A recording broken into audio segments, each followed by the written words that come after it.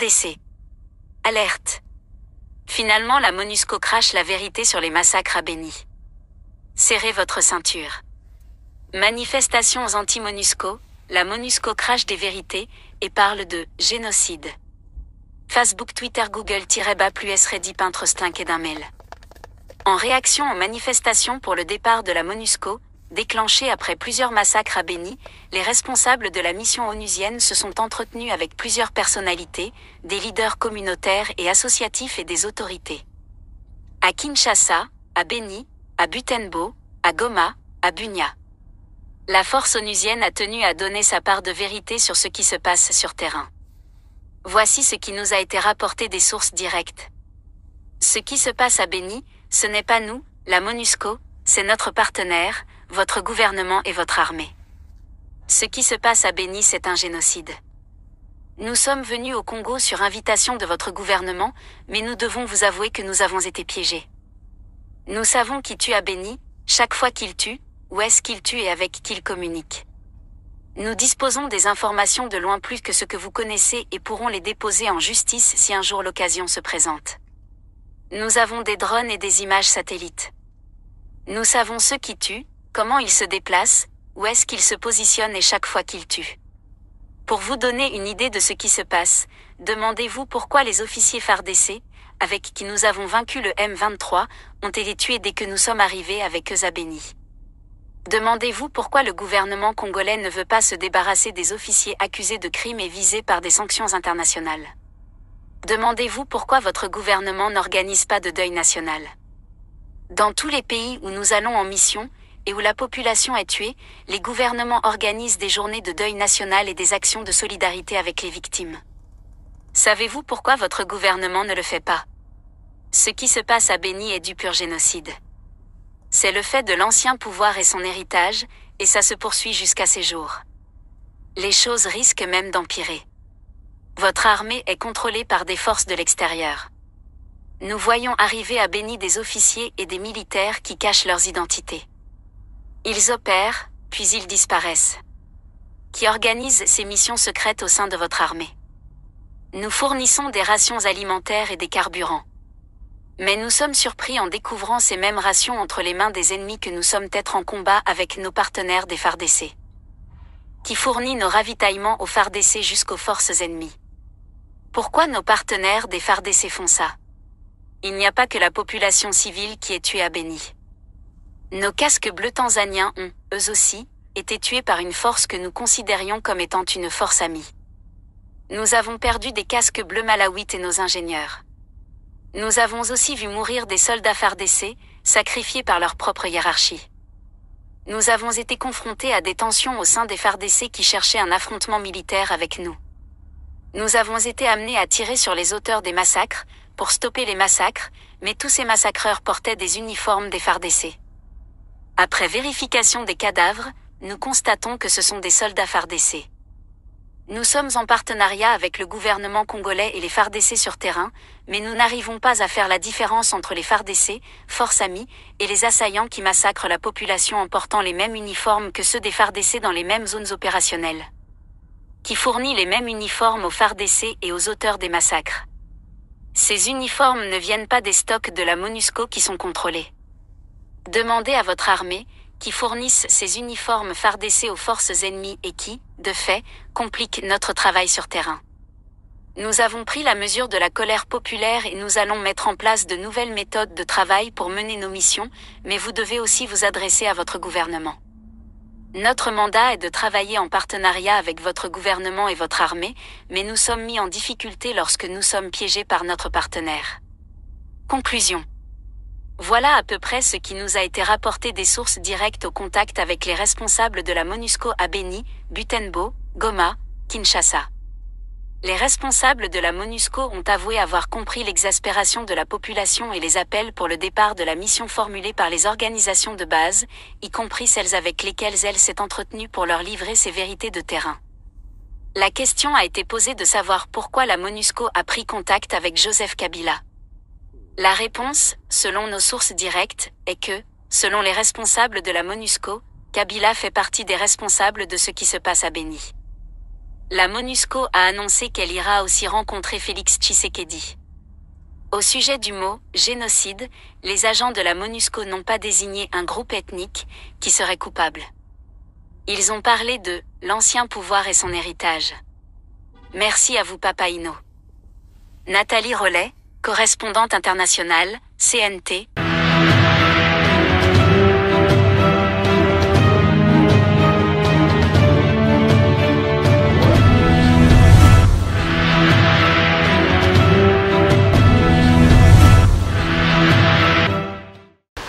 Merci Nabilo Batubozuli Bakou ya kolanda biso na mokolo mwalelo na ezwi ezali bongo branche moko to chano océan du Congo ezali esiko to raba Kongomani esika to panza kampoke esika to chaka litono na nzete po ete to benga yango malamu esiko to zali ko sala éveil patriotique esiko to ali ko conscientiser ko mobiliser ko sensibiliser kolongola peuple congolais na bolema esiko to ali ko sala mosala ya Jean-Baptiste esika to telemi bongo lokwa basinzili pona ko beta koloba ete temps ezali mabe esengeli na biso banso to telema po ete to bundela ekolo wa biso esika oyo to se to telemi ferme fidèle bande ko balandi pona kozela liseko ya République démocratique du Congo oyo ezali bongo bientôt pambate maima ko leka la République démocratique du Congo ya lia somo ya kamwa bande ko langa yango na ko benda matoyi lokola morobeli ya ekolo Congo na liko benda bino matoyi pe na liko yebisa na bino ete botele mande ko langa côté la terre était mosalo biso to ali ko salela lipamba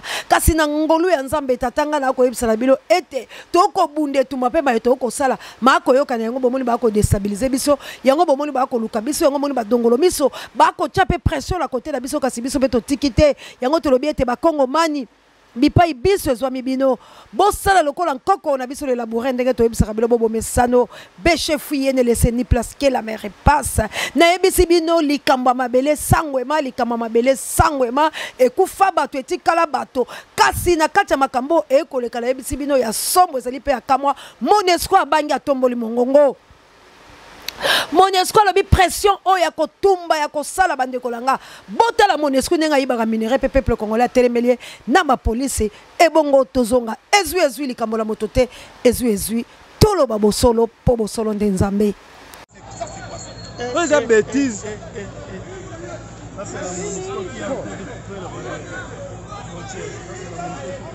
Longba na yo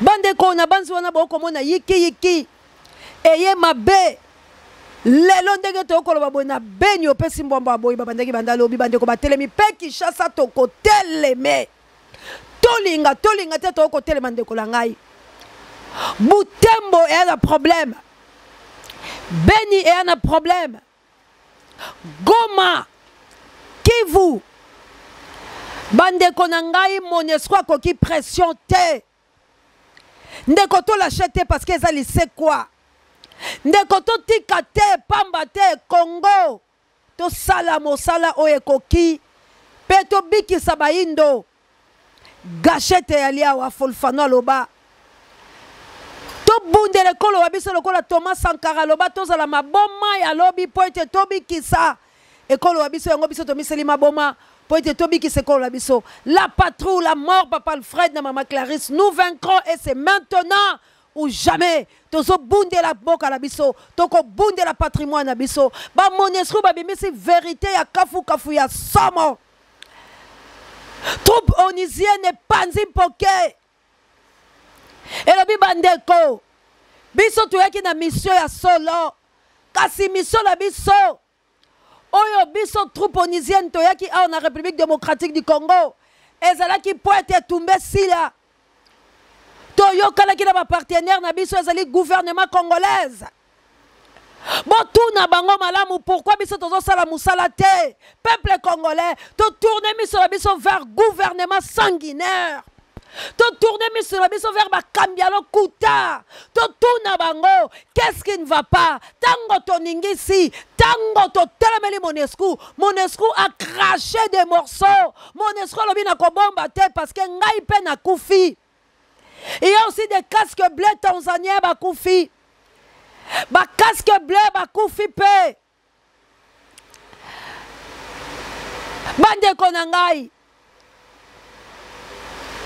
Troupe onisienne lobi boye. Biso toyaki awa to signaki contrat. Toyokanaki. Mais loko ezokamwisa biso. Tango biso to kontaka po ete to bunda toza komona ke tozo bunda kaka la ba congolais.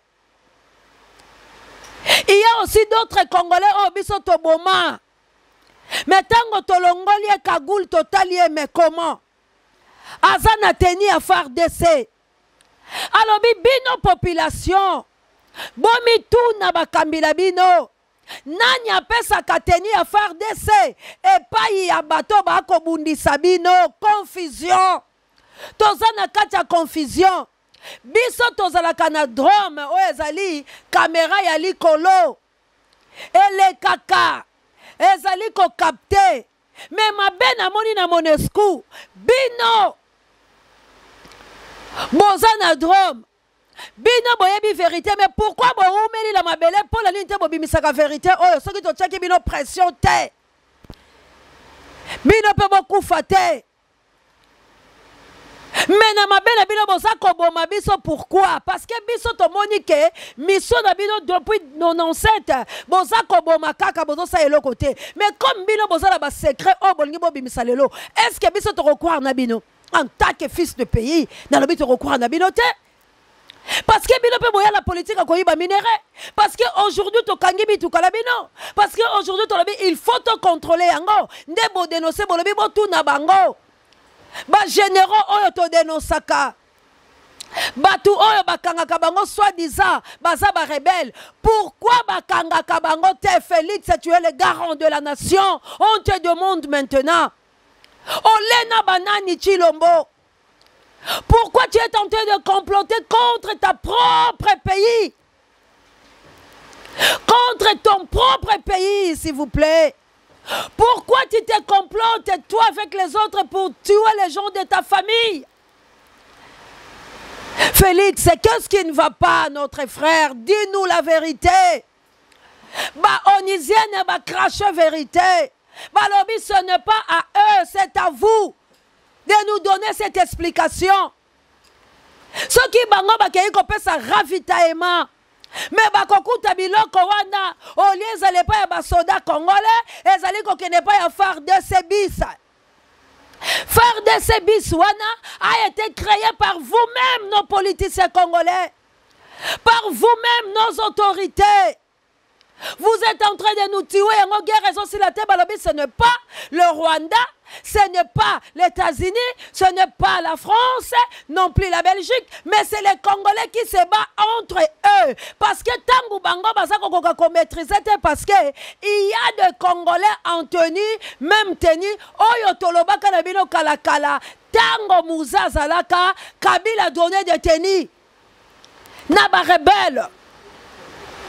Alors, ezali faisabilité, ils ont continué le lot. Qu'est-ce qui ne va pas au sein de notre pays?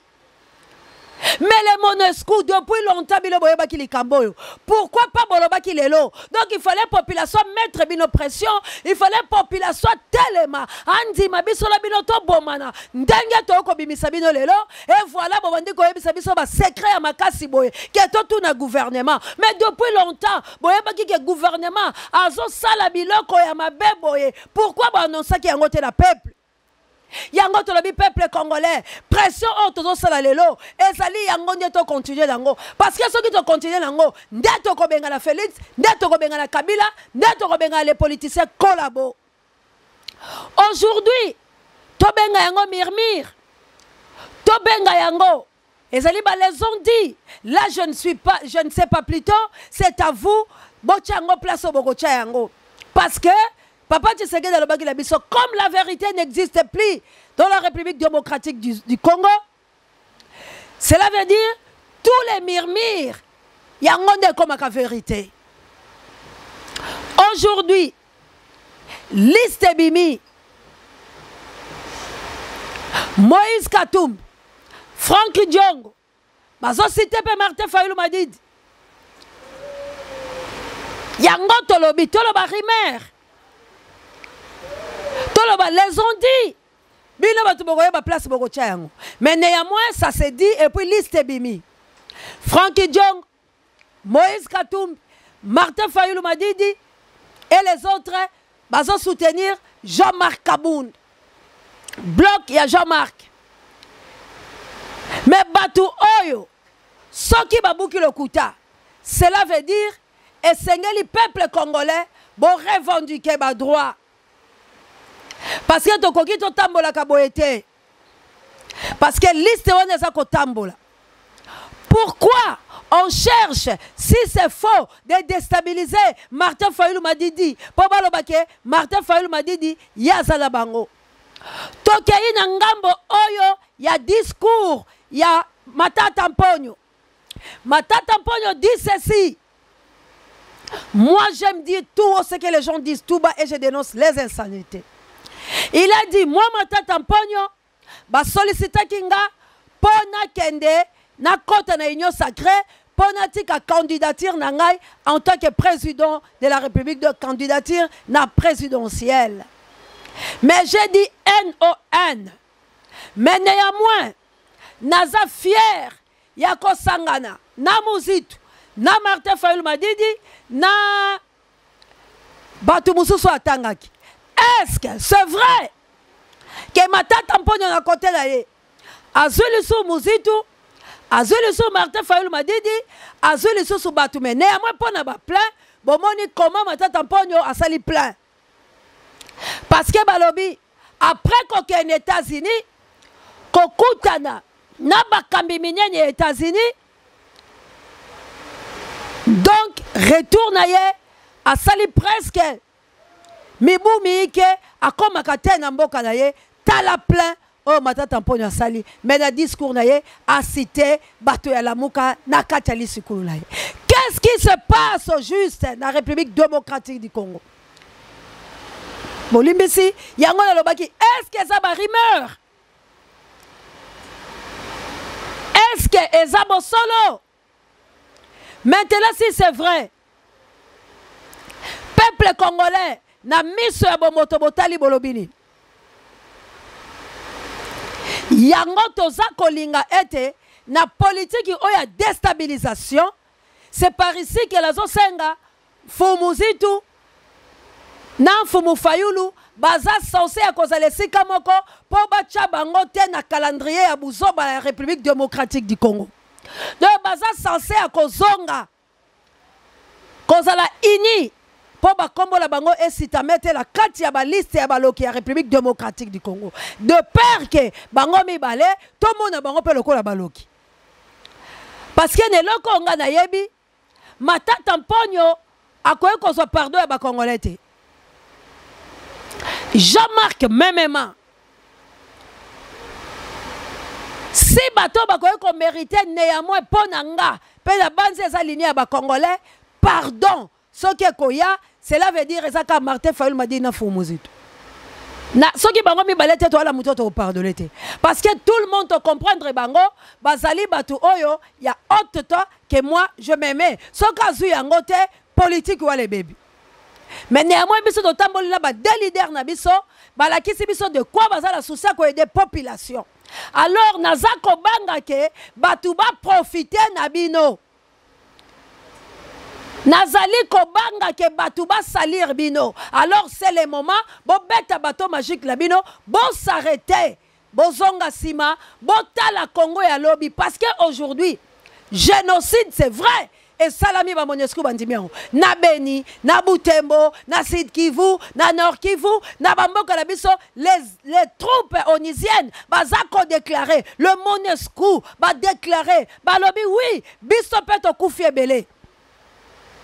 Batangi bato ya bikolo la bango ya bayindo o bakufi mais batangi ya mendele te attention yango tozoloba la peuple congolais na ngambo ya Félix alobi la biso nini population apaisée vunga na yebi kana ko retirer non on ne peut pas accepter parce que bango moko ba oseto ya kolobake bino boza complice na makambo ezo salama bino boyebi alors c'est à nous le peuple Congo population to interviewer bino to interroger bino pourquoi tenir à faire décès eza komona na nakaba ini pourquoi soki bango ba na biloko même alimentation bango bazoya nango même aliment bazoya nango pour servir ba soldats bazo kuta yango na ngambo wana qui le fait ba pesi biso mitune eli miyike na kozwa tango ya kolata manete mpembe po ete totanga yango biso la bilelongo bomo na nini o bango ba cracher comme vérité balobi toza kokende mais il y a un contrat biso to sengi na bilo monosku bobi manamboka la biso parce que le kola bolobi sembo si c'est vrai makambo bolobi eza bongo alors retirez-vous botika biso to bundala bato ba ko ba boma biso soki bino boza pour rien bozo protéger te par rapport à vérité la bino bolobi biso to bunde tumba siko na gouvernement la biso en place to bunde tumba la autorité la biso bino bolo roi bo kende la bino bozonga na bino botika biso moko to bunda siko la autorité la biso parce que derrière binope bo comprendre que magou ezo salama bo comprendre que moyen musa na bino salama ezate bo comprendre que ba bino na dilemme alors comme bo bimisi vérité yango merci mais bo ambale ba cliquer clac la bino bo ke na bino biso siko to bunda la gouvernement la biso eza en place parce que bo be ko li konzi article 63 et parce biso pouvoir ya biso boko to batela mabele yango toza ko attaquer bino parce que depuis bino boya drapeau la bino ko ya rouge mtesala ka musala et les mots en pembe salamate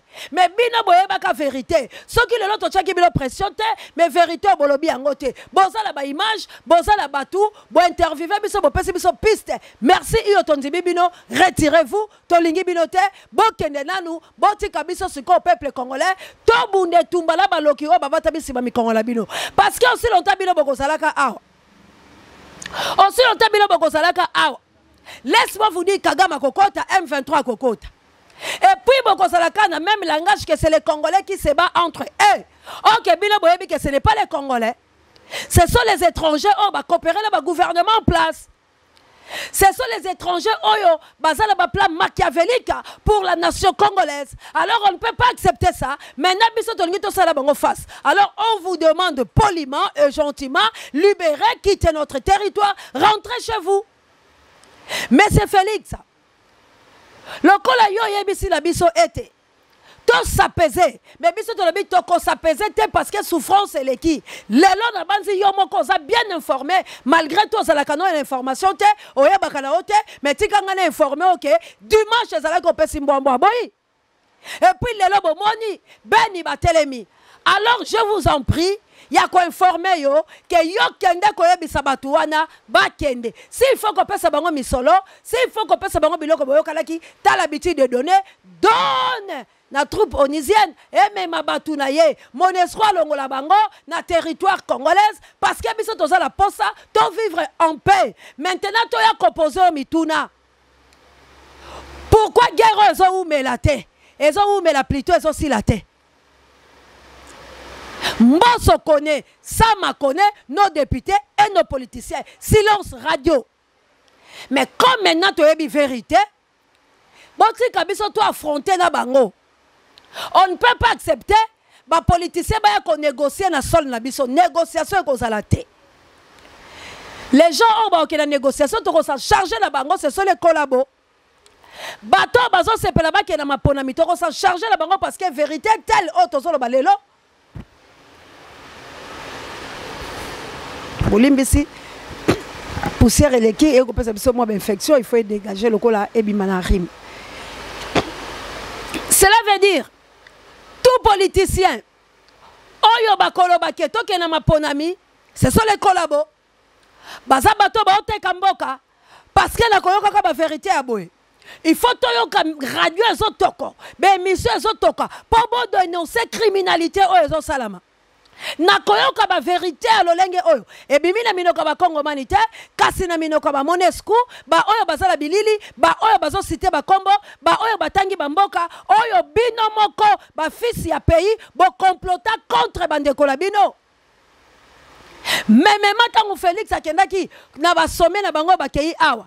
Mutu moko ta so reconnaître que il y a eu l'agression de Rwanda dans la République démocratique du Congo ou Ouganda. Bazolo balabiso que guerre oyo ezali congolais na congolais parce que tenye za moko. Alors c'est comme ça bino ba kambiaye ko le Congo. Bondimi bo ba congolais. Mais bolati si les mêmes congolais casquette paye à congolais. Donc ce n'est pas les Rwandais qui nous tuent, c'est nos gouvernements qui est complice dans le massacre aux Salama. Est-ce qu'on peut accepter le gouvernement à Bongo selon l'article 64? Cela veut dire que vous êtes des sanguinaires. Comment vous pouvez accepter que guerre moko bino moko boza la carte? Bon, la Monesco a fundi bino. Qu'est-ce que le gouvernement répondre à la Monesco? Gouvernement est insensé à la Monesco, à tel que Monesco a dénoncé. Donc, bisogno sa population congolaise, toyebi vérité que bakambila biso ne bazo sacrifier biso. Guerre ezo salama, bango bayebi yango, Félix ayebi yango, Kabila yebi yango, ba autorité congolaise bayebi yango, batunyo so bazalaka la biso bayebi yango. Alors comme baza kolobelo côté, biso peuple, nous avons le droit ya ko se prendre en charge, ya komi bundela, to banga ba grimace c'était, to banga biloko nyoso bakoye ko sala biso te, mais to bima en bloc poto que le conseil sali kambu oyo yango to bengi bino biso banso devant Monesco to kotangela ye mokanda na ye oyo azana ngolo kola memo pe biso to koyebisa na ye na vérité nyoso yo lobi nous te demandons dans l'immédiat de quitter notre pays. Si ya vous donnez bosi bomi futa parce que bozwaka diamant bozwaka or ba mituka la bino ba contrôler ka yango te. Et pour nakaka ba contrôler mituka bino c'est ça bobo mi biso ba congolais. Alors to lingi lisusu bino te au sein de notre pays. Bon si ba enrichir ba mboka la bino, bo komi pe bien bolé botondi, cette fois-ci on vous demande de quitter notre territoire. Bon tika biso boko to affronter réalité la biso. On va kobundi to ko battre les Rwandais. Roi ba Rwandais ba bunda la biso te. Ba Uganda ba bundala bisote. Toko bundi sabango tila moi l'épinière.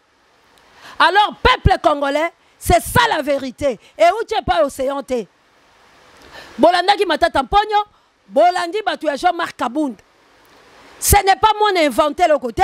Liste zali les réseaux sociaux, liste bimi ba Twitter, liste bimi on a lobby, Francky Diongo, Moïse Katumbi, Martin Fayulu Madidi, Bazali kokele pa ya Jean-Marc.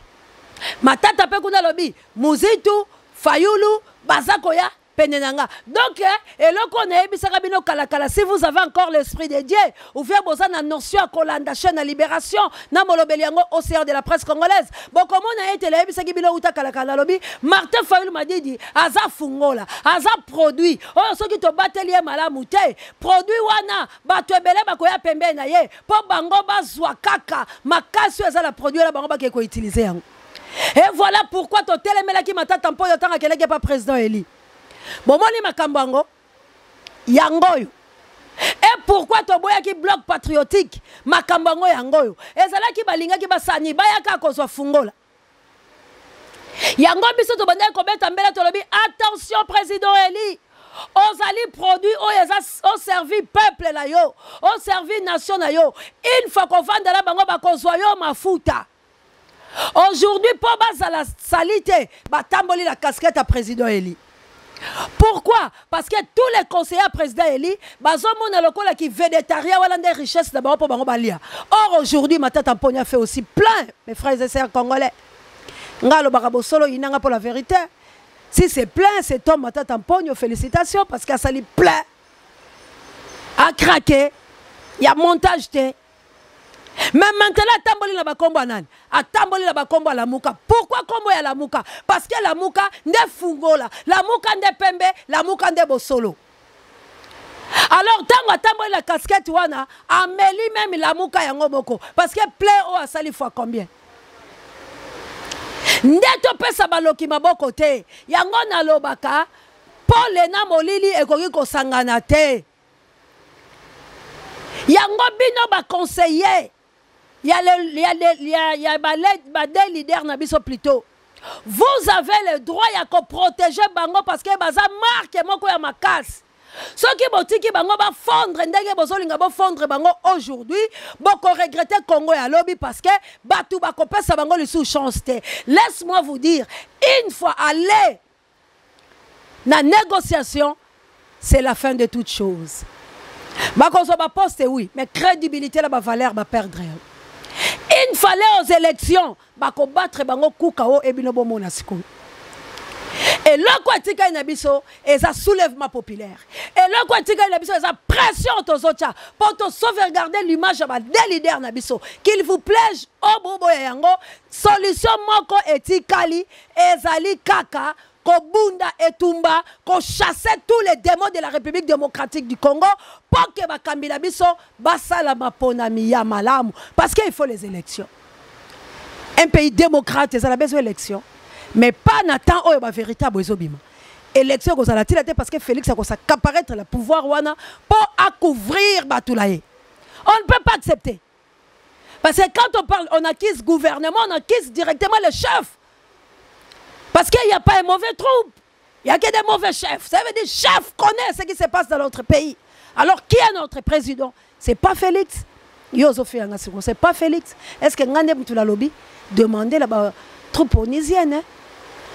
Bata Monesco, va cracher vérité. Bomba bomba mabe. Donc on dit ma 4e bloc de la République démocratique du Congo. Et donc on dit ma 4e élection avec l'occupation. Peuple congolais, bon téléma, bon ponaka na bino. Ata bato Monesco, ba moni bino ba nyama soki boko ya koyokelanga lelo. Soki boko boya to bunda lelo ba komona bino ba nyama parce que ba comprendre que vérité to bimisi lelo. Vérité on a ce que population congolaise ko vendre les sous kimia te. Cela veut dire tout congolais à côté les pour chasser les démons. Alors on connaît les démons. Pourquoi bolingi to tournoyer to zo chemin à Moulaï aussi longtemps Nzamba pesi biso démon yeyo. Chassez-les, résistez au diable, fouillez l'impédicité. Nous avons maintenant le droit, Yacobi mis sa vraie résistance contre le pouvoir à Félix, contre le gouvernement à Félix, contre les politiciens collaborent.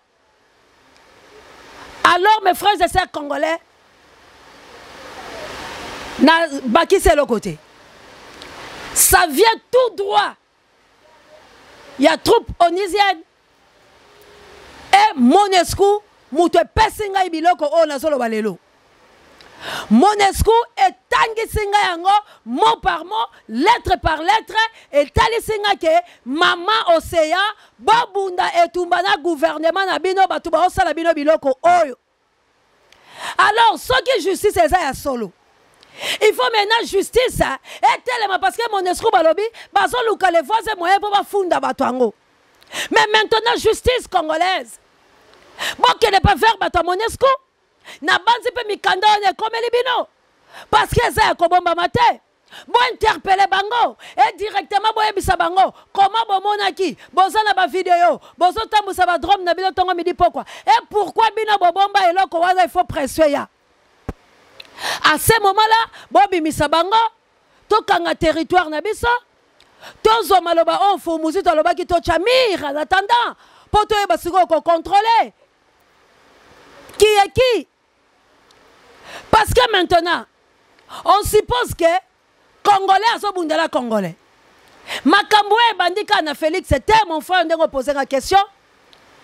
Et bandi na Kabila ya Kingakat na époque musée na front babanda koya na même tenue.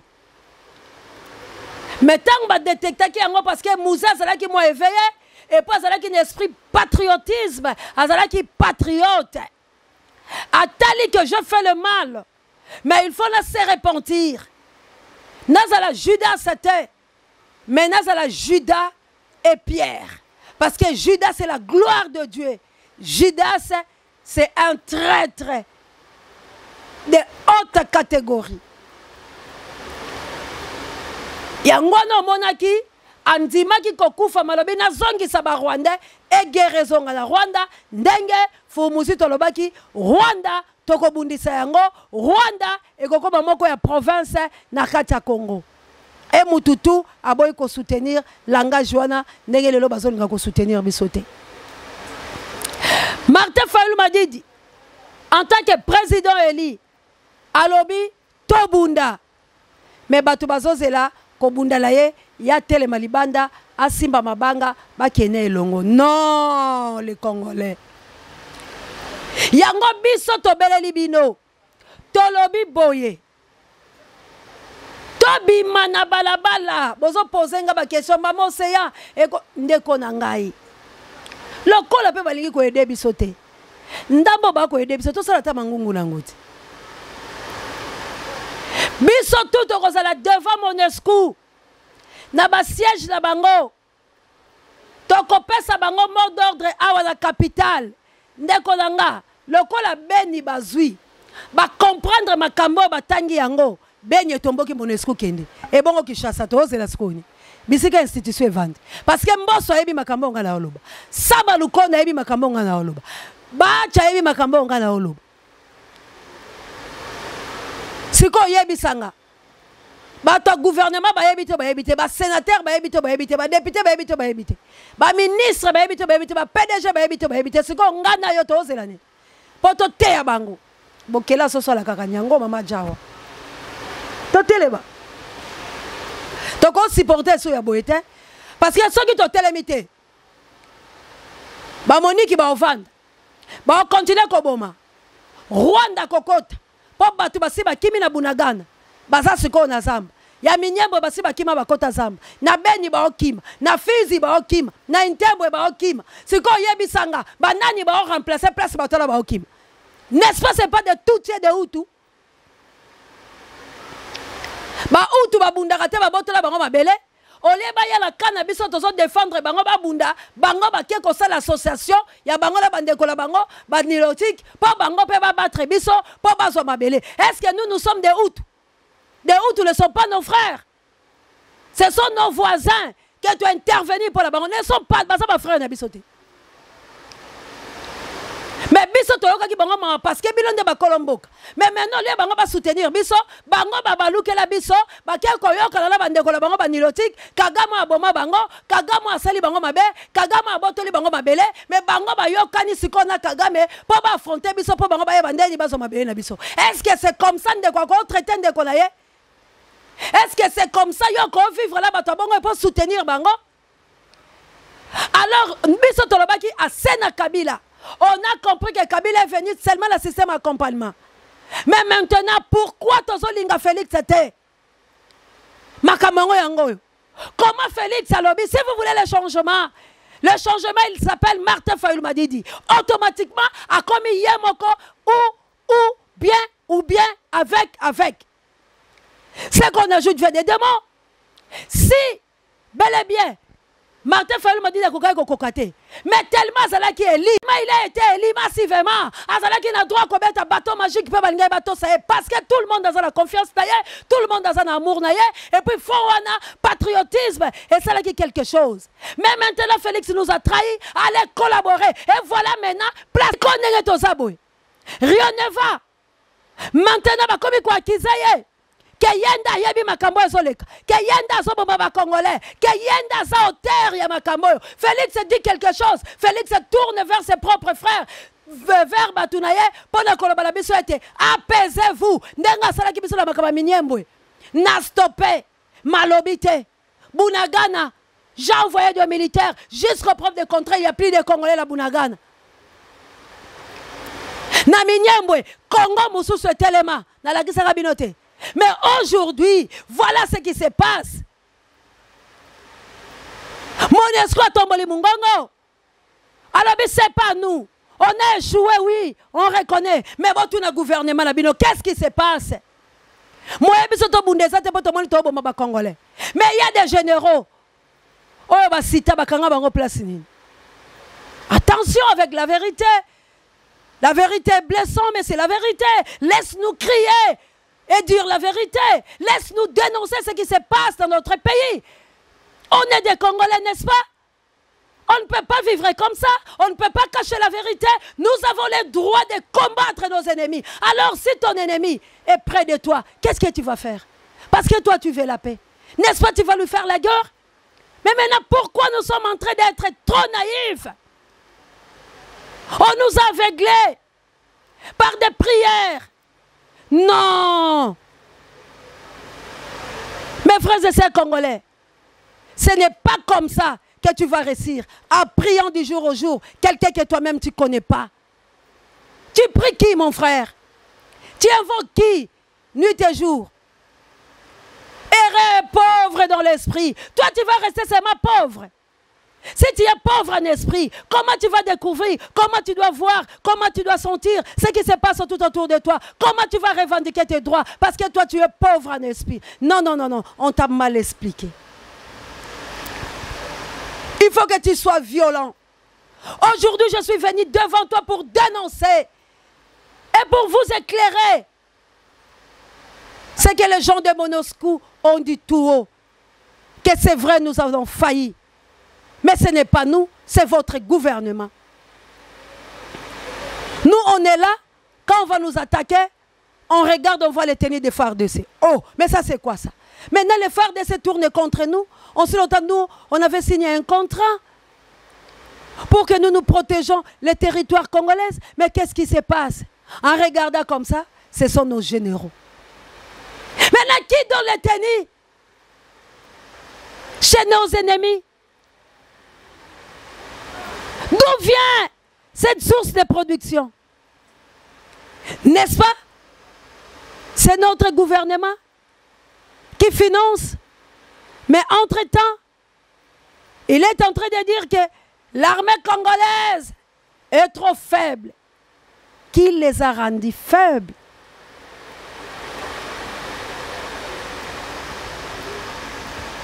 On connaîtra la vérité et la vérité vous affranchira. C'est ça la vérité. Tout Congolais, tenons-nous debout. On va aller vers la Monusco pour dire NON. Merci pour cet éclaircissement. Mais quant à nous les Congolais, nous disons non à la collaboration. Rentrez chez vous. Et après, si on en a besoin de vous, on va vous appeler. Et là, à ce moment-là, on va voir comment négocier et coopérer. Pour le moment, il faut qu'on ferme nos frontières. Parce que rien ne va dans la République démocratique du Congo. Il faut que les Congolais se battent pour la libération de notre pays. Je dis et je vous remercie. Merci la Kabouya, l'homme puissant, n'échange pas l'équipe qui gagne. Merci na Moïse Ngombi, Misap électrique. Merci la Pape Joy, directeur à recherche stratégique. Et pourquoi pas Sango Mokonzi Parabe Miso Babiso.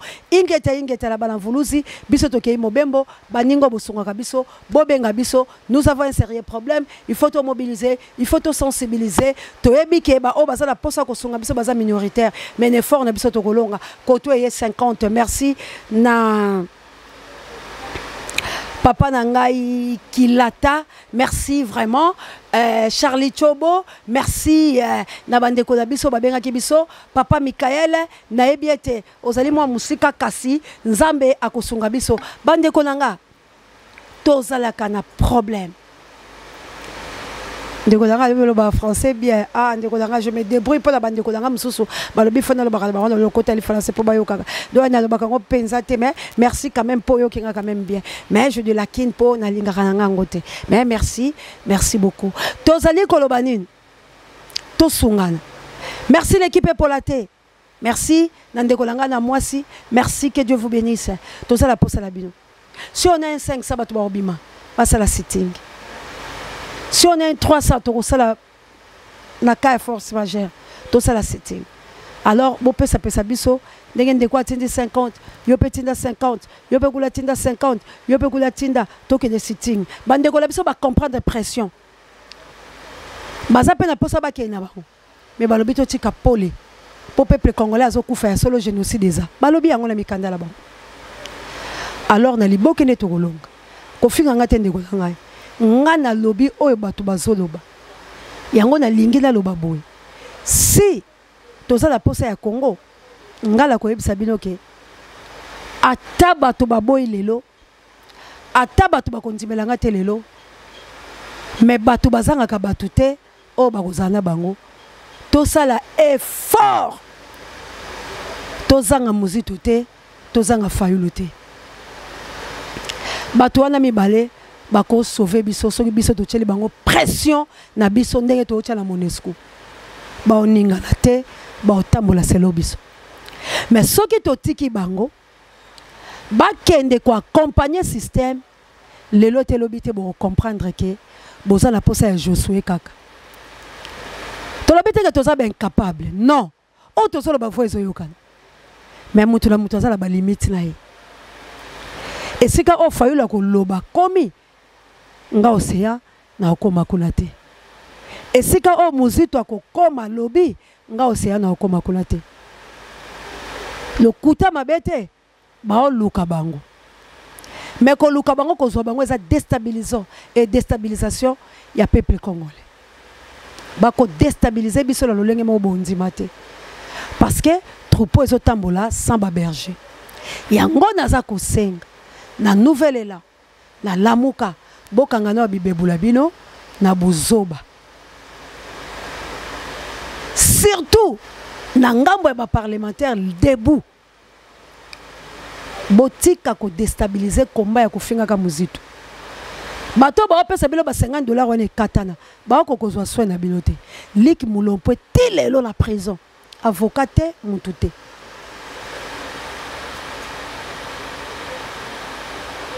avocat te mutu te na sala ki no caprice za lobi na côté la gauche droite te mais ne ko comprendre que tozaka na droite songa bande ko biso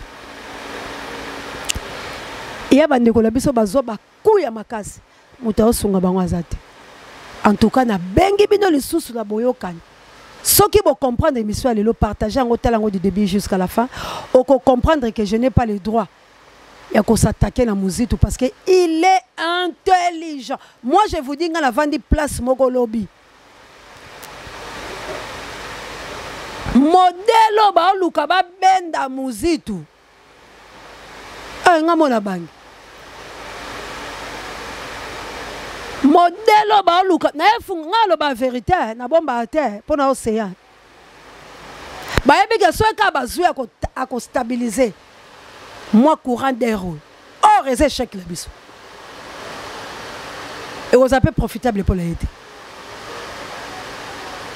mais biso to battre là-bas oya biso ozo moni za yo o moni lobite za yo te to vivre là-bas illusion te yango mo ina dénoncer biloko ba camp diverse ba olinga basala la mouka ne tombera pas ingeta la mouka ne tombera pas ingeta la mouka ne tombera pas ingeta merci Najuka aime le number 1 océan de la presse congolaise. Merci. Nabino tout, la chabienne, ma maman missionnaire, na plus rondé l'ambokanita babé il faut kuyo moto. Merci là pour amener Angola no bondi abotard de bonheur et la émission comme la bino mamour d'Angola la mokitene Florencia Matondomido. Merci encore une fois la mana ngana kunya do dans les États-Unis d'Amérique, équipe pour la té nga mokonzi d'Angleterre. Merci Nabino tout. Oyo, vous pouvez biso confiance. Alors, merci la jolie, merci la maman la Suisse, merci la maman de la Chabienne à plus 49. Vraiment, merci la Kila, mais peine à plus 49, Bokle le Kondo et Femme Pekato. Bino tout to bunde tumba la biso ya ba valeur to perdre ma crédibilité te to landa mbongo ya satala te. Congo a de l'argent. C'est bon moni Monesco et les libres el bingi ko bimate et le bi ba vérité oh parce que batali ba minéré oh ba kendra nango. Ndeko nanga 25 tonnes par an ezalia. 25 tonnes ya or ndeko nanga. Bien kasi ba Monesco ba OK. Pas OK l'été. C'est qu'on ngana auto ça la violence. Bon côté, bo s'abonner massivement, bo liker l'émission, bo partager, bo talango du début jusqu'à la fin. Des Bruno Azalak. Merci à JKM, le number 1 océan de la presse congolaise. Merci à Junolo, soit mon ami de tous les temps. Et quant à Bino, tout, oh, bo, lukabo, kanosea, bobo mae, tikanzambe alola, apambola bino, pobo zaba ignorant, boyebite, ni nekoko melabino lobby, soki bobo ikoyo ke l'océan, ou soki bozangi, molobelia boye, ndekolangai, bokonyo kwa moi, parce que boyebi ba valeur na bino mokote na ba potentialité au Congo ezanango yango bozomona ke batu ba osala biso guerre po bayebi de quoi toza capable bayebi de quoi force la biso ezali bomi tulaka pourquoi ka so ba congolais botomboki il faut balinga ba lembisa bino na ba vérité lolengo Monesco ezolingo kelete baza ko s'enrichir alors ngana ototelema ingeta papa Alfred na maman Clarisse papa Michael et maman Célestine. Que Dieu nous bénisse. Bala kimbangu di antungunya. Tobunde tumba la ba mapinga nelonga. Tobunde tumba na ba kolo Congo na bala bilaka bo s'abonner massivement. King Bukele Bruno. Josué tokuta na réunion. Ingeta.